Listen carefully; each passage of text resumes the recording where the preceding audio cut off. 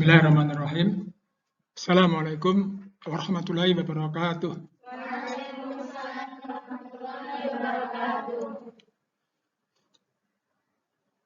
Alhamdulillah rabbil alamin. Hamdan yuwafi ni'amahu wa yukafi mazidah. Asyhadu an la ilaha illallah wa asyhadu anna Muhammadan abduhu wa rasuluh. Allahumma sholli wa sallim ala sayyidina Muhammad wa ala alihi wa ashabihi ajmain. Ya ayyuhalladzina amanu taqullaha haqqa tuqatih wa la tamutunna illa wa antum muslimun. Alhamdulillah anak-anak yang dirahmati Allah, kaifa haluk? Senang ya habis pergi? Iya, katanya senang ketemu alun-alun. Ya. Ya, alhamdulillah ya. Untuk yang telah memberikan infaknya ya untuk perjalanan kita. Semoga Allah menggantinya dengan yang lebih banyak. Oke ya, alhamdulillah.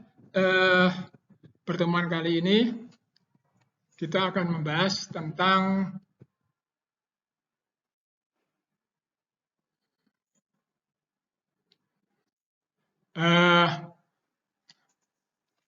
bekam. Ya, ini materi pertama kita untuk bab bekam ya. Kemarin kita sudah bahas tentang Tibu Nabawi. Jadi ini materi kita pertama tentang bekam. Referensinya yang pertama Sembuh Satu Titik ya, sudah dibaca ya. Oke, yang kedua kitab Tibu Nabawi Ibnu Qayyim dibaca. Oke ya, jadi antum sudah baca yang kemarin, sebelumnya juga sudah kita terangkan secara sekilas. Kemudian modul 7. Modul 7 ini belum saya berikan, karena modul 7 itu nanti arahnya ke praktek. Ya, jadi modul 7 belum kita berikan, insya Allah mungkin pekan depan atau pekan depannya lagi setelah selesai Sembuh Satu Titik, karena modul 7 berhubungan dengan praktek. Tidak hanya bekam ya, tapi semua tibu nabi yang ada prakteknya ya, termasuk bekam, kemudian nanti fasdu, kai, juga ruqyah, itu nanti masuk di modul 7 ya, prakteknya dari situ. Nah, sekarang kita untuk tahap awal ini kita mengenal dulu lebih awal tentang apa itu bekam. Di referensi yang pertama ini ya, jadi Sembuh Satu Titik ini adalah tinjauan bekam menurut TCM ya, pengobatan tradisional Cina. Kalau yang bekam medik itu mengenal bekam memakai metode pengobatan modern. Kemudian yang satu, yang Zadul Ma'ad atau yang At-Tibu Nabawi itu adalah mengenal bekam memakai sudut pandang TAM, pengobatan Arab klasik atau Arab tradisional. Ya, jadi nanti beda-beda. Jadi intinya 3 itu yang penting sebagai buku referensi ya. Saya pelajari memang hanya ada 3 yang paling besar. Oke, sebelumnya kita sudah belajar tentang Tibu Nabawi, maka sekarang kita ulang lagi bagaimana kedudukan bekam dalam Tibu Nabawi, supaya tidak lupa lagi ya. Kita pernah belajar bahwa Tibu Nabawi itu secara umum dipengaruhi oleh pengobatan tradisional Yunani kuno, ya, juga pengobatan tradisional Arab, Persia dan lain-lainnya. Maka nanti banyak istilah-istilah dalam Tibu Nabawi itu yang berasal dari pengobatan Yunani kuno maupun pengobatan Arab. Maka orang tidak akan bisa belajar Tibu Nabawi kalau dia tidak belajar pengetahuan atau tidak belajar tentang pengobatan tradisional Yunani kuno maupun tradisional Arab. Ya, karena ibaratnya orang tidak bisa belajar bahasa Arab kalau dia tidak belajar nahwu shorof. Ya, maka orang tidak akan bisa belajar Tibu Nabawi kalau tidak belajar ilmu tentang pengobatan Arab maupun tradisional kuno. Kemudian ada juga pengaruh pengobatan Cina ke tibu nabawi, tapi tidak terlalu banyak. Yang paling banyak memang dari Arab Persia maupun Yunani kuno. Yang kemudian diatur oleh Quran hadis sehingga menjadi tibu nabawi. Ya. Kalau tidak ada Quran hadis, maka dia menjadi pengobatan tradisional biasa. Tapi karena ada Quran hadis, maka pengobatan Arab maupun Yunani kuno tadi oleh pengaruh Quran hadis menjadi sebuah pengobatan tibu nabawi. Nah, sekarang kita lihat bagaimana kedudukan bekam dalam tibu nabawi ini. Ya, kemarin sudah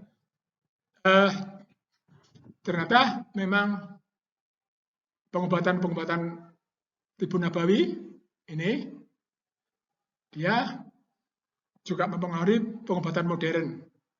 Ya. Begitu juga pengobatan modern itu juga berpengaruh kepada pengobatan tradisional Arab. Ya, jadi sebetulnya antara pengobatan tradisional, kemudian tibu nabawi dan pengobatan modern itu saling mempengaruhi atau saling memperkuat. Saya ulang lagi, ya, pengobatan tibu nabawi dikelompokkan atau diklasifikasikan menjadi 3. Yang pertama, pengobatan yang sifatnya alamiah, ya, yang diambil dari unsur-unsur alam atau diambil dari benda-benda yang ada di alam. Yang pertama, herbal-herbal yang dari tanaman. Ya, banyak sekali saya kira sudah antum pelajari kemarin satu persatu. Kemudian juga ada herbal-herbal yang berasal dari hewan. Kemudian juga ada yang dari mineral alam ya, seperti air, celak mata, kemudian emas, zam-zam, dan sebagainya. Kemudian yang kedua yang sifatnya amaliah, yang membutuhkan keterampilan tangan, atau teknologi tangan, atau keahlian tangan. Yang pertama, al-hijamah, yang akan kita pelajari pada pertemuan ini dan pertemuan berikutnya. Kemudian fasdu dan kai. Ya. Jadi, kita tadi judulnya adalah bagaimana kedudukan bekam dalam tibu nabawi. Jadi bekam merupakan bagian dari pengobatan tibu nabawi yang sifatnya amaliah, ya, teknologi. Kemudian, saya ulang ya, karena sifatnya amaliah, teknologi atau memerlukan keterampilan, maka kesembuhannya itu tergantung juga kepada kemampuan tangannya atau keahlian tangannya. Beda dengan alamiah. Alamiah itu antum tidak perlu pakai teknologi apa-apa. Ada habat sauda diminum, madu diminum, sama saja, ya, pengaruhnya. Tapi kalau bekam tidak, ya, semakin pinter, semakin terampil, semakin profesional terapis bekamnya, maka dia akan semakin sembuh. Ya, tapi kalau dia tidak terampil, ya walaupun dia dengan bekam, ya nggak akan sembuh. Karena sifatnya amaliah. Nah, yang ketiga, yang ilahiyah, ya, yang merupakan paket dari Allah tanpa campur tangan manusia. Itu namanya ilahiyah. Gak boleh dirubah-rubah. Ibadah yaumiyah. Jadi sehat atau pengobatan dengan cara ibadah. Pengobatan dengan cara akhlak, pengobatan dengan ruqyah dan doa, ya. Itu masuk di ilahiyah. Jadi bekam masuk di sini. Bagian kecil daripada tibu nabawi. Maka sangat salah kalau orang mengatakan tibu nabawi itu hanya bekam saja, ya, padahal banyak sekali. Bahkan kita sehari-hari itu sebetulnya sudah menerapkan tibu nabawi, cuma kita nggak sadar, ya. Nah, itu yang paling sering. Nah, kalau mau ditulis boleh, ya. Saya kira sudah saya terangkan di awal-awal kemarin. Kapan menggunakan tibu nabawi termasuk bekam? Umumnya yang terjadi adalah orang baru ingat tibu nabawi ketika sudah sakit, ya, supaya sembuh. Padahal sebenarnya tibu nabawi itu sudah dipakai sejak dia sehat, ya, supaya tubuhnya kuat. Kemudian yang kedua, supaya tidak sakit. Artinya supaya penyakit tidak datang. Itu masih sehat. Nah, yang ketiga baru ketika dia sakit. Maka kesalahan orang-orang adalah dia baru ingat Ibu Nabawi ketika sakit. Nah, itu yang kadang-kadang tidak menyelesaikan suatu masalah. Mestinya Tibu Nabawi atau bekam dipakai sejak orang itu masih sehat. Ya, setidak-tidaknya untuk mencegah suatu penyakit. Nah, ini ya. Jadi dari awal harus kita pakai. Nah, bedanya dengan obat-obat sintesis, kalau obat-obat sintesis itu kan dipakai di bagian terakhir. Ya, saat sakit supaya dia sembuh itu di sini. Maka kalau orang memakai obat-obat sintesis di pertama, ya dia kurang pas. Supaya sehat minum vitamin itu nggak pas.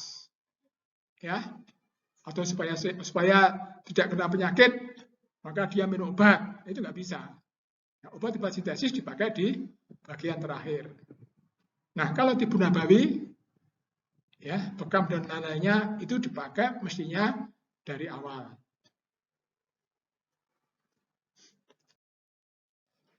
Nah, ini masalah bekam yang kita hadapi di Indonesia, ya.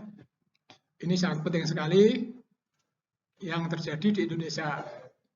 Yang pertama, Antum harus tahu bahwa sebagian besar praktek bekam di Indonesia itu tidak steril dan tidak higienis, tidak bersih. Ya, sudah tidak steril, tidak bersih lagi. Oke, mungkin ada yang bersih, tapi belum tentu steril. Ya, bersih dengan steril itu tidak sama. Ya, kalau steril itu artinya dia tidak ada kumannya. Ya, ini ya. Itu masalah yang paling penting. Kemudian yang kedua, adanya malpraktek. Malpraktek itu adalah melakukan sesuatu yang harusnya tidak dilakukan.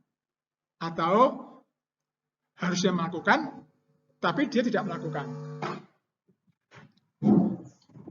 Ya, sehingga timbul efek-efek samping yang tidak bagus. Melepuh, infeksi, itu ya. Bahkan ada yang meninggal, itu kan malpraktek. Nah, kalau infeksi itu masalahnya adalah timbulnya bisa sekian tahun yang akan datang. Misalnya ada pasien punya HIV atau AIDS ya, dibekam. Nah, kumannya pindah ke gelas bekam. Nah, itu nanti timbulnya bisa sekian tahun yang akan datang. Atau pasien dengan hepatitis, ya, dibekam. Kemudian dia menularkan ke yang lain, maka timbulnya penyakit itu bisa sekian tahun yang akan datang. Tidak langsung besok pagi. Itu yang kita tidak tahu. Yang ketiga, ini banyak juga asal membekam, asal keluar darah. Ya, makanya hampir semua orang bisa bekam. Umar saja bisa bekam. Kalau yang nomor 3, ya kan? Apalagi yang nomor 4, lebih mudah lagi. Mana yang sakit, itu yang dibekam. Kan seperti itu yang terjadi di Indonesia. Ya, itu masalah bagi kita. Kemudian belajar bekam hanya 2 hari, 3 hari, seminggu, ya, atau ikut kursus 2 hari, lalu sudah mengatakan dirinya profesional, ahli bekam profesional, ya, atau lihat YouTube, tinggal niru YouTube, kemudian mengatakan dirinya bekam profesional. Nah, nomor 6, ini yang juga banyak, belajar bekam tanpa guru. Ya, guru itu penting sekali karena apa? Karena guru itu nanti yang mengoreksi apakah bekamnya salah atau benar. Banyak orang-orang yang merasa sudah ahli bekam ketika dia sudah membekam selama 10 tahun, 20 tahun. Padahal ketika dites itu salah. Ya, saya sudah pernah menguji seperti itu ya. Ada orang yang sudah membekam 10 tahun, 20 tahun. Ketika diuji ternyata salah semua bekamnya. Ya nggak salah semua ya, banyak yang salah. Ya, nah itu kan yang sering seperti itu. Kemudian nomor 7 ya, dia tidak paham ilmu bekam. Ini yang paling susah, makanya antum selama 1 semester belum diajari membekam, ya kan? baru diajari tentang fisiologi atau mekanismenya bekam itu. Antum sekolah ini kan setahun, 6 bulan atau 5 bulan antum hanya diajari tentang teori-teorinya penyakit, ya, teori-teori bekam. Belum sampai bekam. Nanti insya Allah semester depan kita baru praktek bekam, ya, setengah tahun kan. Makanya ini hari pertama kita membahas tentang bekamnya. Kemudian 8 ini ya. Nanti kita terangkan pada slide berikutnya, ya, bekam itu sekarang sudah campur aduk antara istilah TCM, kemudian TAM, modern dan tradisional lainnya. Itu campur aduk. Oke, nanti semoga ada di slide-slide berikutnya. Udah? Yang belakang belum sepertinya.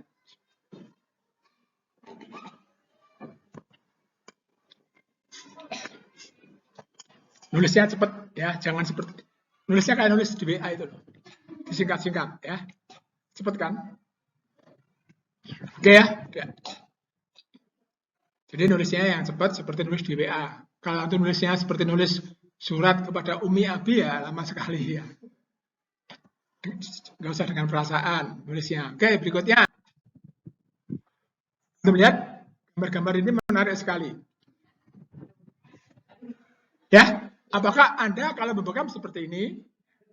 Atau apakah ada teman Anda kalau membekam seperti ini?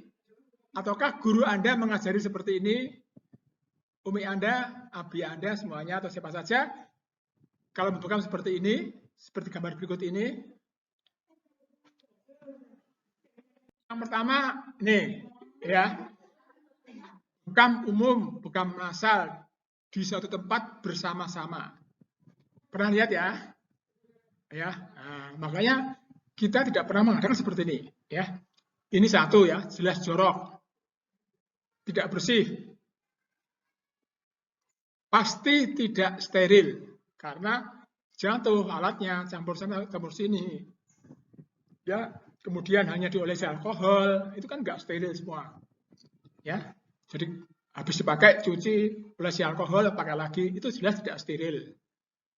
Kemudian, tidak semua orang itu senang terbuka badannya, ya enggak?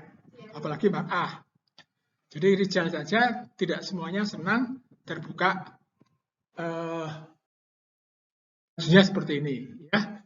Makanya bekam seperti ini not recommended ya, tidak direkomendasikan. Kalau ingin bekam massal, taruhlah di kamar-kamar ya yang tertutup. Yang masuk ke kamar hanya pasien dan terabisnya saja atau ditemani satu keluarga boleh. Ya, jadi kalau mau bekam massal, buatlah kamar-kamar, buatlah bilik-bilik, buatlah sekat-sekat ya, di mana yang masuk di bilik itu hanya terapis, pasien atau ditambah satu keluarganya. Kalau dia mau ikut, kalau enggak ya enggak. Ya, jadi jangan seperti ini terbuka, ya. Yang mestinya jadi bagus, jadi tidak. Ya, yang mestinya bekam itu sesuatu yang elegan, sesuatu yang steril, sesuatu yang bagus, jadi terlihat tidak indah, ya, tidak steril. Ini yang, nah, oke ya. Itu yang berikutnya. Nah ini, bekam di tepi jalan. Nih, besok antum kalau membekam suaminya, jangan gini ya. Ya, ngapain di sini? Di alun-alun. Alun-alun nganjuk lagi. Ya. Ini ya. Oke ya, ini di pinggir jalan, di tepian jalan. Ini di tepi jalan, di trotoar, di halaman masjid. Ya, ini ditonton orang banyak. Jangan dikira yang menonton itu dia pengen bekam. Enggak. Ya. Saya yakin sebagian besar dia akan jadi takut dengan bekam. Karena jorok seperti ini ya. Oke ya, jadi seperti saya sampaikan tadi, kalau bekam di tempatlah tertutup, walaupun misalnya yang membekam laki-laki, yang dibekam laki-laki, itu tetap harus tempat yang tertutup. Berikutnya, memakai peralatan tradisional. Nih ada tanduk, ya kan? Tanduk. Ini biar kelihatan modern, tanduk ditambah kop bekam. Ini ada yang pakai bambu, ya. Ini ada yang pakai bambu juga. Ini kan tradisional seperti gambar ini, ya. Aslinya kan seperti ini pada zaman dulu kala seperti ini, ya. Jadi kalau ada yang seperti ini, ya dia memang belum standar, ya. Oke, berikutnya. Nah, setelah membekam jadi seperti ini, luka. Ini panjang sekali garisnya, ya, sepanjang gelas kop, ya. Ini juga panjang, ini juga dalam dan panjang. Apalagi ini seperti irisan tempe, ya. Antum ada tempe, antum iris seperti ini, terus dikasih garam. Nah, ya. Jadi ini seperti itu, ya. Ini kan jelas salah ya kalau seperti ini, ya. Apakah senang kalau darah yang keluar banyak? Nah, ini yang juga tidak bagus, ya. Belum tentu kesembuhan bekam itu tergantung kepada banyaknya darah yang keluar. Belum tentu semakin banyak darah yang keluar, semakin sembuh, itu pendapat yang tidak benar. Ya, justru darah yang banyak keluar itu nanti bisa menyebabkan anemia atau kekurangan darah. Ya, habis darahnya, terutama kekurangan darah merah. Itu yang sering seperti itu. Ada beberapa penelitian, ya. Ya tadi, karena mereka jor-joran untuk mengeluarkan darah. Menganggap semakin banyak darah yang keluar, semakin banyak kotorannya yang keluar. Itu pendapat yang salah. Ya, jadi kalau membekam, jangan terobsesi dengan banyaknya darah yang keluar. Sekali lagi, ya, jangan terobsesi dengan banyaknya darah yang keluar. Karena belum tentu darah yang banyak itu benar. Nanti kita akan belajar bagaimana cara membekam yang banyak. Ya, tidak seperti ini, ya. Ini, ya. Ini yang disedot matanya apa bawahnya mata? Oh, bawahnya. Saya kira matanya disedot.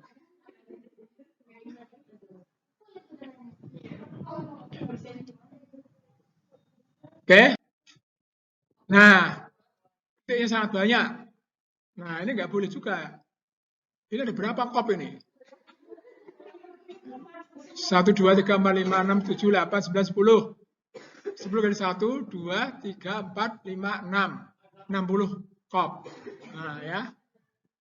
Ini juga banyak, ini juga banyak.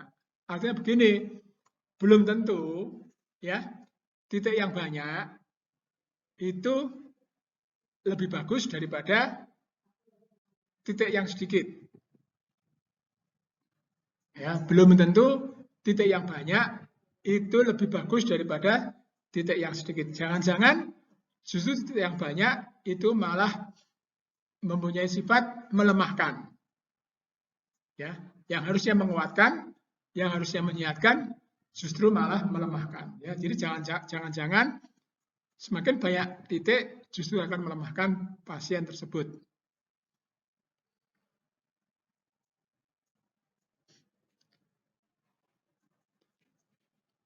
Oke, ya, jadi nanti akan kita ajari titik itu efektif. Boleh titik banyak nggak apa-apa, tapi harus efektif.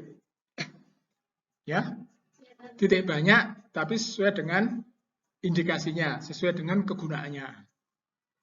Ya, bukan asal titiknya banyak. Nah, pernah nggak bekam seperti ini? Yang nomor 2, nggak. Pernah lihat nggak?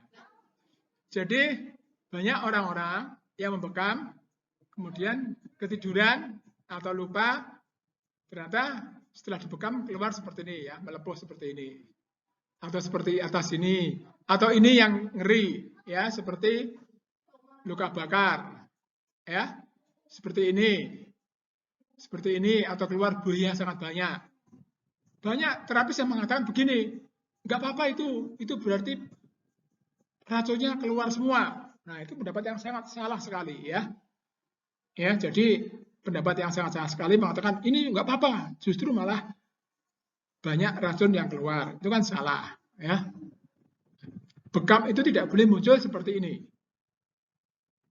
Ya, apa ini? Nah, nanti kita bahas di buku bekam medik. Ya. Oh, ini ada gambarnya, ada di buku bekam medik. Ya. Jadi kenapa bisa timbul seperti ini? Dan apakah ini?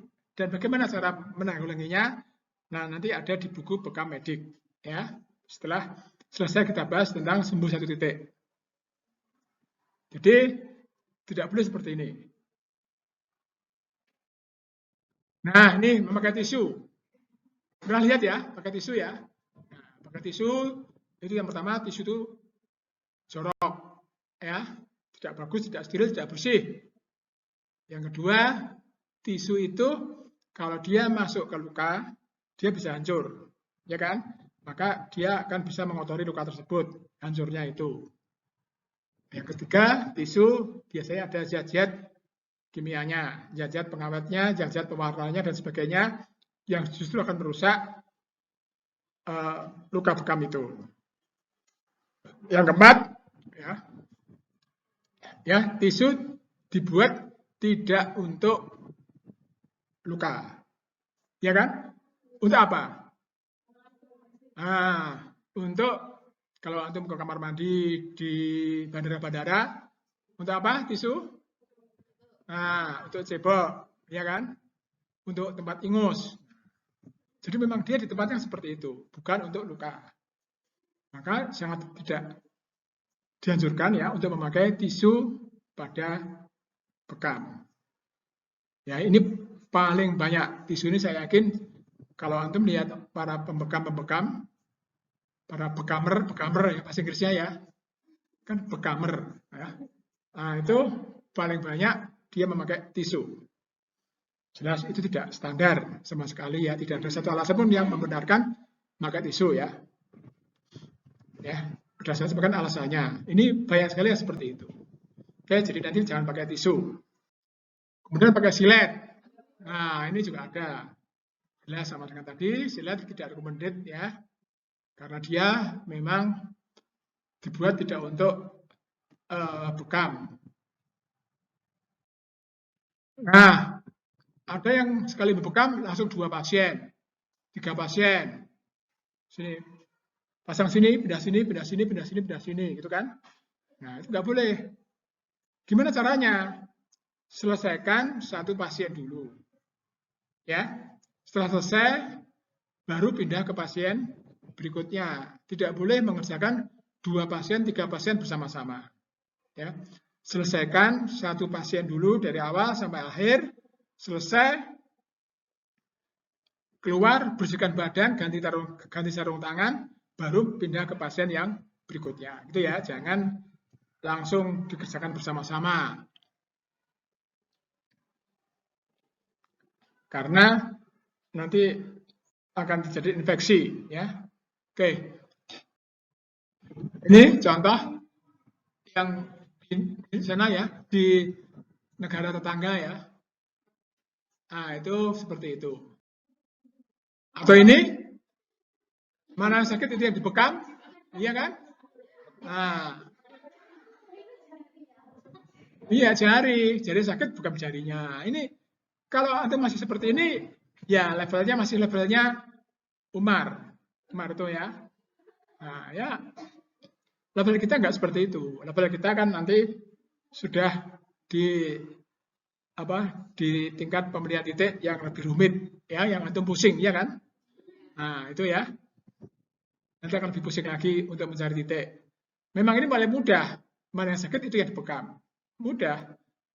Tapi kan kita tujuannya kan mengobati, menyembuhkan, bukan memudahkan.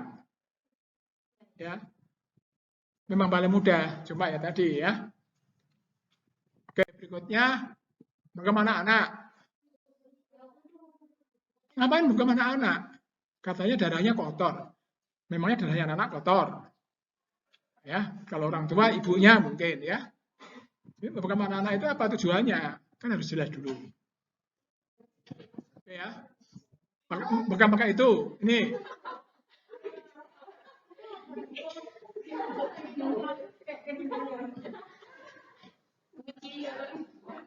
dengan galon. Nah, ya. Atau ini dengan gelas. Banyak sekali. Oke ya. Nah, itu kan juga kop, tapi dia membuat seni. Ini kan seni ya. Saya belum menemukan ilmunya ya seperti ini ya. Artinya kenapa kok seperti itu tuh saya pelajari belum menemukan ilmunya. Kecuali hanya dia mengira-ira. Nanti gini ya, tapi kalau dipelajari secara benar itu belum ada ilmunya. Ya. Nah, jika masih seperti itu, berarti bekamnya masih bekam asal-asalan, ya, asal bisa membekam. Oke ya, itu yang perlu Anda perhatikan sebelum nanti kita belajar bekam.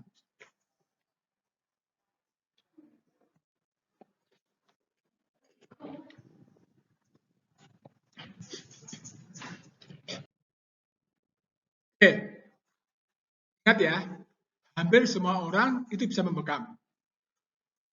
Antum tanya aja, orang yang baru di pondok itu ada, misalnya ada santri yang baru bisa membekam sekali, sudah terkenal, dia ahli membekam. Ada di masyarakat orang yang bisa membekam, langsung jadi guru bekam. Biasanya seperti itu ya, sekolah 2 hari langsung membuka kursus bekam. Ya, hampir semua orang bisa membekam. Tetapi apakah membekamnya satu steril? Apakah bersih? Apakah menjaga privasi, kesopanan, aurat, ya, seperti pada gambar tadi, terbuka semuanya. Kemudian, apakah sesuai dengan kaidah-kaidah medis, ilmu bedah? Kenapa sesuai dengan harus sesuai ilmu bedah? Karena bekam itu melukai tubuh, ya kan, mengeluarkan darah, maka dia harus memakai kaidah-kaidah bedah operasi. Kemudian, apakah sesuai dengan TAM? Apakah sesuai dengan syariah dan tibu nabawi? Ini yang harus diperhatikan ya. Jadi, ini untuk menjawab apakah semua orang bisa membekam. Ya. Yakin tidak ada efek negatifnya ketika antum membekam. Kenapa? Karena kadang-kadang efek negatif itu tidak timbul hari itu. Mungkin bisa timbul sekian hari, sekian bulan, atau sekian tahun yang akan datang. Ya, tidak langsung muncul. Atau mungkin muncul, tapi pasien tidak pernah lapor. Ya, saya pernah menemukan ada pasien dibekam di tempat lain, kemudian datang ke tempat saya. Nah, kan dia tidak akan lapor ke tempat awalnya, pasti akan ke tempat yang lain. Jadi, terapis tidak tahu apakah ada efek samping apa tidak. Itu ya, itu ya hal-hal yang harus diperhatikan ketika antum melihat para terapis bekam.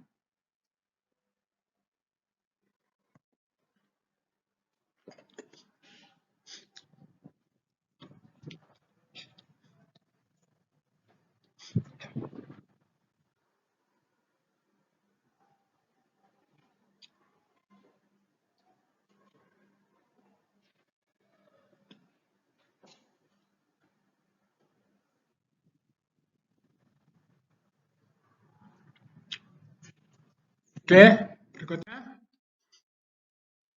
Nah, ini menarik juga buat antum, buat pemirsa di online, ya. Ini Alan Masalan dari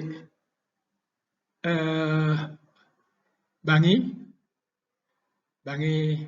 Johor Baru, Malaysia.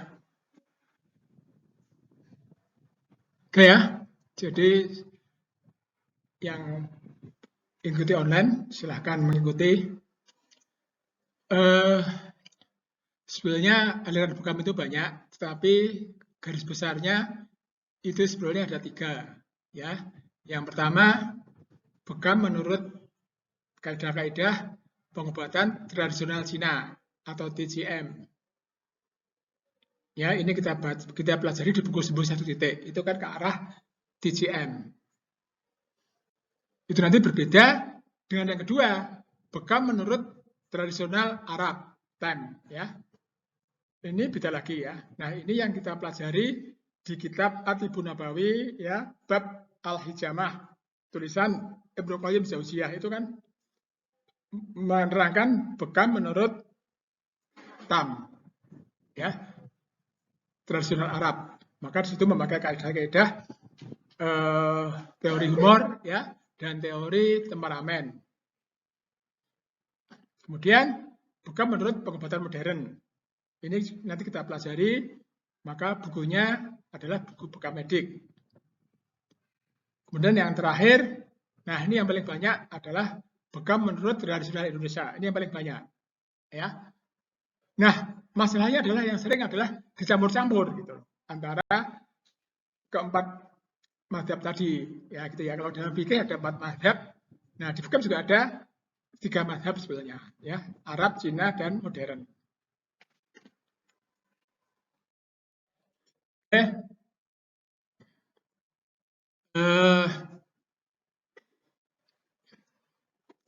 Masuk ke hadis bekam. Sudah dibaca? Sudah dihafalkan? Oke. Sebagian harus Anda hafalkan ya. Jadi yang pertama, hadis bekam itu membahas tentang keutamaan bekam. Yaitu ada di buku Sembuh 1 titik, ada di buku bekam medik juga ada. Kalau di buku Sembuh 1 titik ada di halaman 31 ya. Hadis-hadis tentang keutamaan bekam. Silakan nanti buka di asrama. Ya, ini nggak saya baca karena nanti waktunya habis. Jadi yang pertama, hadis tentang bekam itu membahas tentang keutamaan-keutamaan bekam. Kemudian yang kedua itu membahas tentang tempat-tempat yang baik atau area yang baik untuk dibekam. Itu ada beberapa hadis yang membahas tentang tempat-tempat yang baik untuk dibekam. Kemudian yang ketiga, ya, di buku Sembuh 1 titik halaman 37, ya, halaman 37. Nah, itu ada hadis yang membahas tentang waktu atau masa yang sangat baik untuk bekam. Sudah dibaca ya? Nah, di situ ada keterangannya seperti itu. Kemudian nomor 4, manfaat bekam.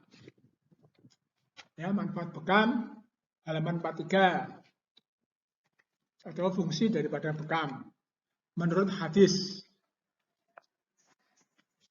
Ya, kemudian ada tambahan lagi yang tidak ada di situ tentang ubah bekam.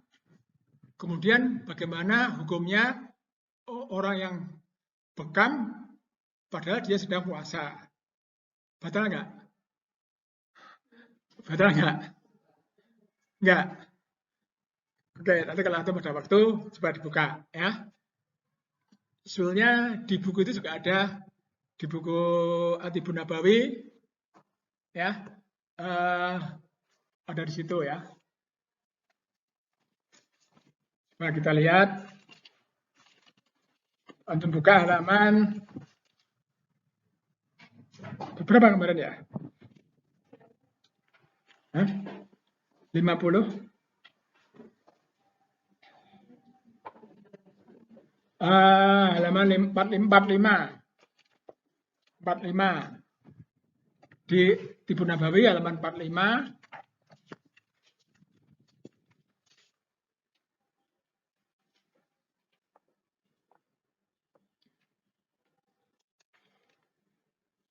Coba kita ulangi dari itu 45 ya. 45 itu masih masuk ke fadilah-fadilah.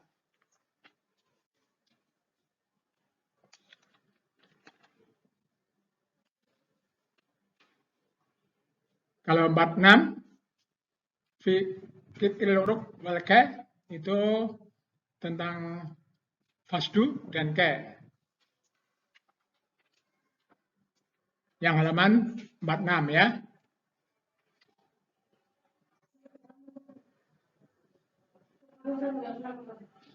Hah?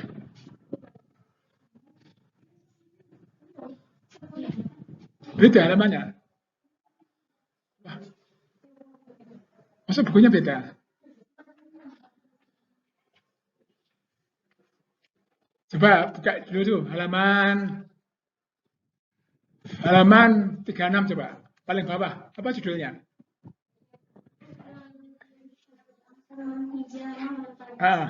Adakah yang berbeda? 35, 36 itu kan modulnya itu ya. Membahas tentang pengobatan bisyurb al-asal ya, minum madu wal hijamah wal ka.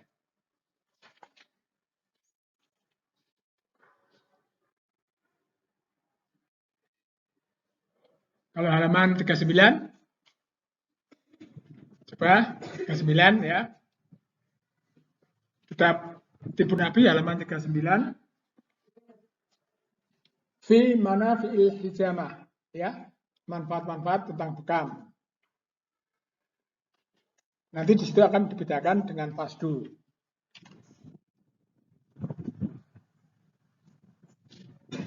Coba yang halaman 41.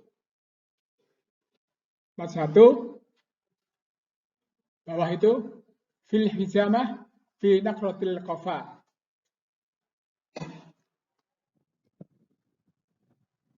Wahtalafal attiba'u fil hijamah ala naqratil qafa wa hiya al-qamah 2. Jadi para ulama, para dokter mereka berikhtilaf ya, berbeda pendapat tentang bagaimana bekam di atas tengkuk leher yang bernama qamah 2. Padahal titik itu,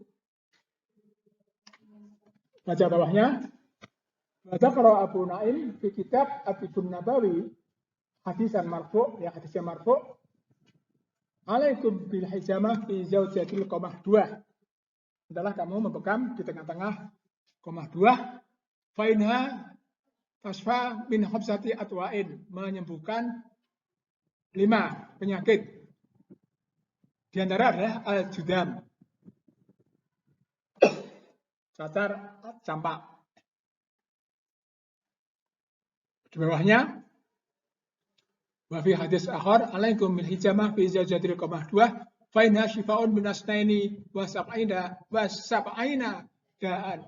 Bisa menyembuhkan 72 penyakit. Dan lainnya ya.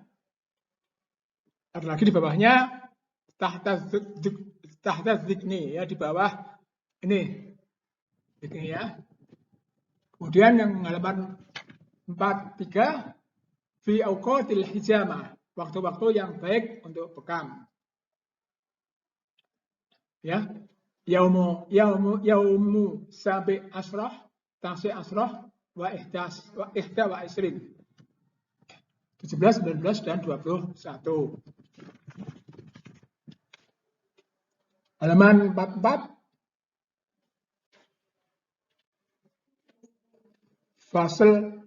Faslun fil ayyamil lati tukrihu fiyal hijamah.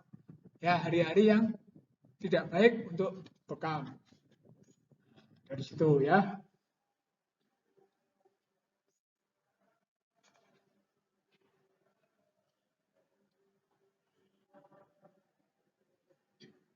Kemudian yang halaman 45 itu membahas bagaimana ketika orang itu sedang berpuasa. Nanti antum baca ya. Tuh, di situ coba halaman 46.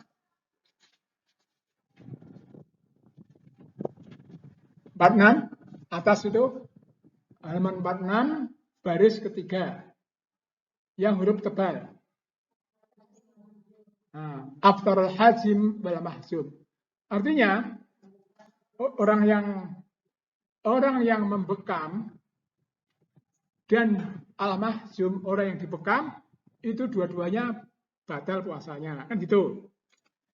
Tapi antum baca nanti keterangan berikutnya ya. Itu maksudnya begitu. Al-hajim al-mahjum itu dia batal puasanya ketika dia dibekam dan membekam, dua-duanya batal. Yang dibekam maupun yang membekam. Itu salah satu yang tertulis di situ. Nanti bisa antum baca lagi ya. Saya hanya menyampaikan garis besarnya. Oke. Itu kira-kira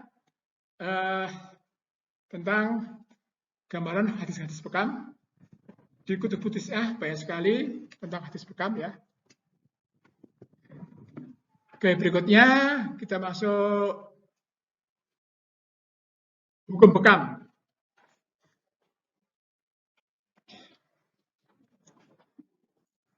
Hukum bekam itu ada dua. Yang pertama mengatakan itu mubah atau mubah biasa ya. Mubah itu artinya dikerjakan boleh tidak berpahala, tidak dikerjakan juga boleh tidak berdosa ya. Mubah itu dikerjakan boleh dan tidak berpahala, tidak dikerjakan juga boleh dan tidak berdosa. Mubah. Syekh Muhammad bin Saleh Al-Utsaimin, Syekh Abdul Muhsin Al-Badar, Syekh Saleh Al-Fauzan, Abdul Aziz bin Abdullah Ar-Razi, Syekh Abdul Rahman bin Nasir Al-Barok. Kemudian yang mengatakan sunnah, ya, itu tidak banyak. Jadi memang sebagian besar mengatakan bekam itu hukumnya mubah. Memang sebagian mengatakan sunnah. Kenapa sunnah? Karena memang dia suatu perbuatan yang biasa dikerjakan oleh Nabi kita Muhammad SAW. Maka dianggap dia sunnah. Ya, seperti Rasulullah suka baju warna tertentu. Nah, itu kan seperti itu. Kira-kira gambarnya seperti itu ya. Jadi hukum bekam itu antara mubah dan sunnah. Ya, tidak ada yang mewajibkan. Makanya sangat salah kalau yang ada yang mewajibkan bekam. Memang tadi ya banyak fadilah-fadilah bekam, banyak keistimewaan bekam, banyak kelebihan-kelebihan bekam, tapi hukumnya tertinggi hanya sampai ke sunnah. Tidak sampai ke wajib. Kenapa? Kalau wajib, kalau tidak berbekam berarti dosa. Kan gitu. Ini kan enggak. Jadi kita enggak bekam itu enggak dosa. Oke, itu kira-kira hukum bekam yang perlu dipahami. Kemudian masuk slide berikutnya, macam-macam bekam. Ya. Nanti ini secara detail kita baca, kita pelajari di buku bekam edik halaman 45. Ya, nanti di buku bekam edik halaman 45 kita belajar tentang macam-macam bekam. Yang selama ini yang orang-orang ketahui hanya ada dua, bekam basah, bekam kering, gitu kan? Ya, nah, ada banyak sekali. Ada dry cupping, flash cupping, wet cupping, bekam basah, massage cupping, light cupping, medium cupping, strong cupping. Ini dan sebagainya ada banyak sekali ya. 1, 2, 3, 4, 5, 6, 7, 8, 9, 10, 11, 12, 13, 14, 15, 16, 17, 18, 19, 20, 21, 22, 23, 24, 25, 26. Ini ada 26 macam bekam. Itu kalau masing-masing sendiri. Nah, kalau digabung itu maksudnya satu kop dia sekian metode, kan bisa digabung. Ya, ada ini water cupping ya, bekam dengan air. Ya, herbal cupping, bekam dengan herbal.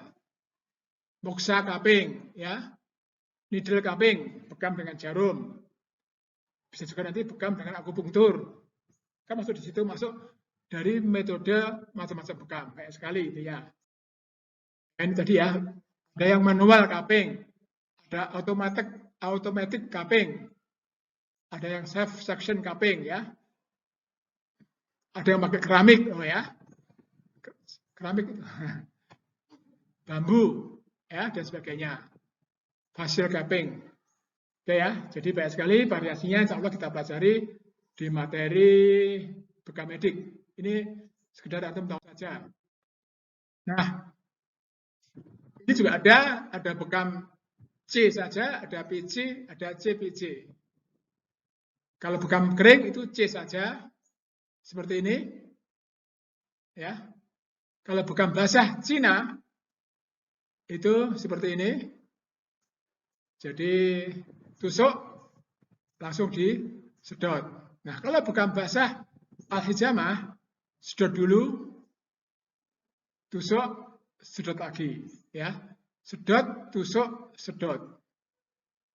Kalau Cina, tusuk, sedot. Kalau antum bekamnya bekam al-hijamah, sedot, tusuk, sedot, atau sedot, sayat, sedot, tapi antum menyedotnya sebentar, maka antum berubah menjadi aliran TCM. Kan hampir sama. Oke ya, oke nanti di next, di bekam medik. Nanti kita juga akan ada lagi namanya bekam tradisional, ada bekam modern, ada bekam medik. Kebanyakan orang itu memakai di bekam modern ya, belum sampai ke bekam medik.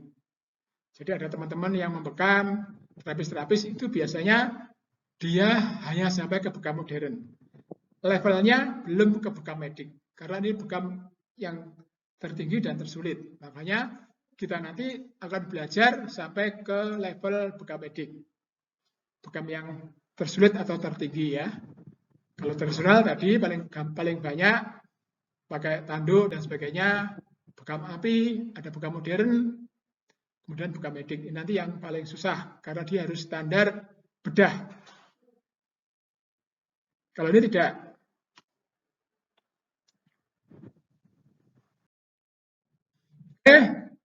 Peralatan bekam apa? Nah, peralatannya nanti bisa nanti kita pelajari di pertemuan berikutnya di buku bekam medik ya, lengkap sekali di sana nanti halaman 47. Insya Allah nanti semua mahasiswa akan dapat bukunya bekam medik itu ya, yang sudah ada di depan antum ya. Tapi belum kita bagi nanti aja setelah kita mau masuk ke materi bekam medik. Ini ya, nggak usah tulis. Nanti ini di bekam medik ya. Jadi ternyata untuk membekam itu tidak mudah. Harus persiapan ruangan, harus persiapan peralatan, harus siapkan tim bekamnya, kemudian pasiennya, kemudian siapkan persetujuannya, rekam mediknya, nah, kan gitu. Itu yang kadang-kadang orang lewati ya. Kemudian nanti antum akan ada di halaman 50 ya, sembuh satu titik halaman 50, bekam sendiri sebelum bekam orang lain. Apa maksudnya? Maksudnya ada di halaman berikutnya ini. Ya, jadi nanti tahap pertama maksudnya adalah antum akan dibekam orang lain. Ya, saling membekam. Kenapa harus dibekam dulu? Supaya antum tahu rasanya kalau ada teman antum yang kejam, yang salah sayat, salah tusuk, antum tahu rasanya kan? Nah, sehingga antum tidak akan mengulangi gitu ya. Jadi tahap pertama nanti antum akan dibekam. Tahap kedua nanti antum akan membekam temannya, teman antum sekelas ya. Yang ketiga tenang aja, nanti diawasi guru. Yang ketiga akan membekam adik kelas. Nanti kita cari adik kelas di maklimat, nanti antum bekam. Tahap keempat nanti membekam umahat-umahat al-ikhlas. Ya, ada di antara umahat-umahat yang sering dibekam. Nanti antum datang ke mereka. Ada yang minta bonus banyak. Oke ya. Nanti yang pulang liburan, ini liburan Idul Fitri, membekam keluarga Idul Fitri ya, karena ini kan belum, ini membekam keluarga, jadi nanti antum kita minta membekam keluarga antum yang pulang. Kemudian membekam pasien tertentu, baru nanti kita boleh membekam pasien umum ya. Semua diawasi guru. Itulah tahapan-tahapan bekam. Makanya kalau ada orang, dia belajar sehari, belajar 2 hari, lihat YouTube, kemudian tidak melewati tahap 1, tidak melewati tahap 2, langsung membekam pasien umum. Nah, itu kan berarti nggak bisa.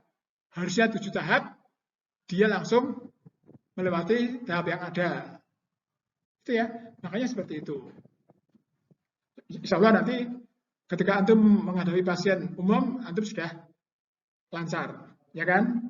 Karena urut sesuai dengan tahapan-tahapan. Saya tulis ya, syarat belajar bekam. Jadi antum harus belajar teori.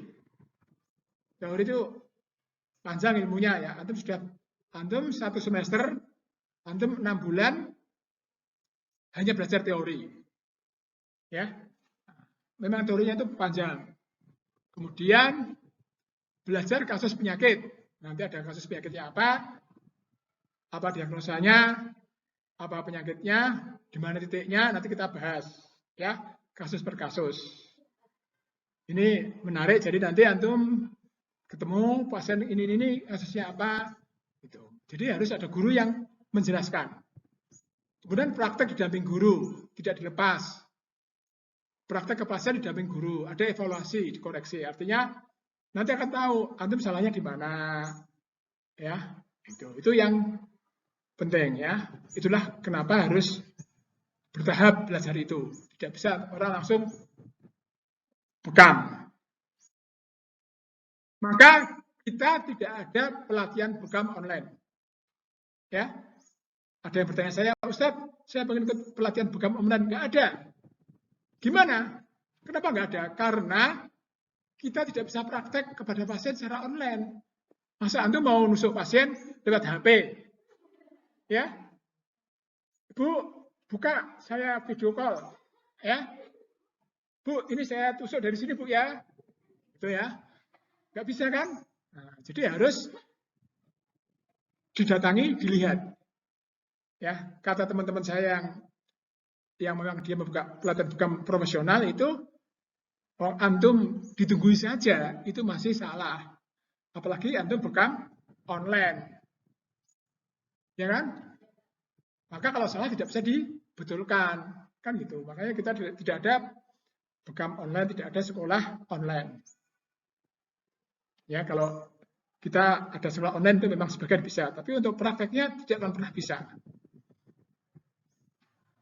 Jadi hati-hati ya. Jadi karena namanya sekolah pengobatan itu harus banyak prakteknya.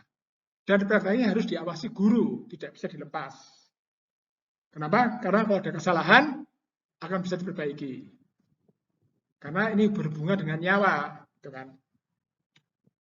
Dan yang terakhir, sunahnya bekam adalah mulazamah dengan guru. Jadi dia mengikuti guru terus tiap hari. Itu sunahnya seperti itu. Makanya online itu kurang tepat.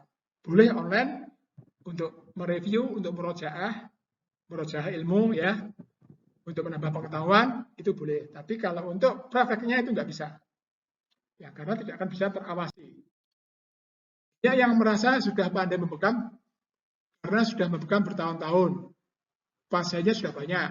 Padahal belum tentu benar apa yang dilakukan. Saya sudah jadi penguji seperti itu. Ya, karena apa? Dia nggak pernah dikoreksi, nggak pernah dibetulkan. Ibaratnya orang belajar tahsinul Quran sendiri. Bisa nggak dia belajar sendiri? Nggak bisa. Harus ada guru yang membetulkan. Kita belajar tahsin, sudah ada gurunya saja, itu susah sekali. Ya, oke. Ya, jadi itu pentingnya belajar secara offline, ya. Karena sekali lagi yang penting adalah prakteknya. Ya, teori bisa nanti kalau antum praktek, kemudian antum bingung, malamnya antum bisa belajar teori. Antum paginya bekam, ya. Antum paginya membekam pasien, kemudian antum bingung tentang penyakitnya pasien. Maka malamnya antum bisa belajar. Itu namanya studi kasus, ya. oh tadi gini harusnya bekamnya sini. Insya Allah besok kita sampai ke sana. Oke, sudah ya. Jadi tambahkan sedikit, ini kita bahas di materi berikutnya. Ini materi terakhir ya. Jadi di sembuh satu titik itu halaman 61. Nggak usah dibuka ya. Halaman 61 itu kita bahas tentang kemujaraban bekam. Belajar tentang kemujaraban bekam itu bisa ditinjau dari 3. 1 menurut TCM, 2 menurut TEM, 3 menurut modern. Nah, yang di buku sembuh satu titik itu menurut TCM. Bagaimana untuk ketahui, menurut TCM, ya, menurut TCM atau pengobatan tradisional Cina, bekam adalah mengeluarkan angin, patogen dingin, panas, lembab, kering, dan api. Ya kan? Atau yang kedua, bekam melancarkan qi dan stagnasi qi di darah pada meridian. Jadi kalau menurut ilmu TCM, itu yang tersumbat bukan darahnya. Yang mengalami stagnasi, stasis, sendalan, bekuan, itu bukan darahnya, tapi apanya? Qi-nya, qi di meridian. Itu yang tersumbat, itu yang stasis. Makanya dengan bekam menurut TCM, dia akan melancarkan qi. Maka orang akan salah kalau dia mengatakan bekam itu melancarkan peredaran darah, bekam itu akan membuka sumbatan-sumbatan darah, bekam akan membuka sendalan darah. Itu salah karena maksud saya salah secara medis ya, karena itu bukan bahasa medis, bukan bahasa kedokteran modern, tapi itu bahasa TCM. Ingat ya. Karena kalau menurut medis itu orang kalau tersumbat darahnya dia sudah meninggal dalam waktu sekian detik. Jadi darah tidak mungkin tersumbat, tidak mungkin menjendal menurut medis. Jadi kalau dia mengatakan bekam itu melancarkan darah, melancarkan sumbatan, itu maksudnya adalah sumbatan qi-nya. Ya. Bukan darah dalam arti darah merah enggak. Tapi melancarkan qi yang ada dalam darah atau ada dalam meridian. Itu ya. Itu Cina. Kemudian ada yang mengatakan bekam mengeluarkan darah kotor. Ingat, istilah darah kotor itu tidak ada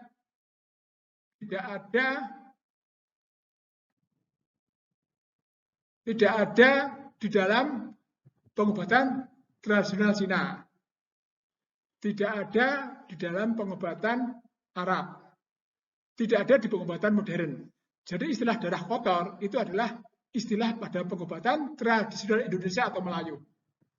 Ya, oh ini darah kotor. Itu sebetulnya bukan istilah TCM, nggak ada. Istilah medis nggak ada. Istilah Arab apalagi. Ya, kalau di Arab misalnya damul fasid, ya darah yang fasad, rusak. Ya, kalau di medis namanya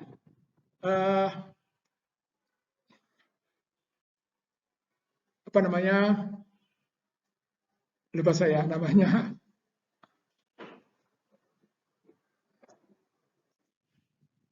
Yang orang-orang kadang-kadang mengatakan keluar asam urat, keluar kolesterol, itu sudah salah. Itu bukan istilah medis. Itu adalah karangan sendiri ya.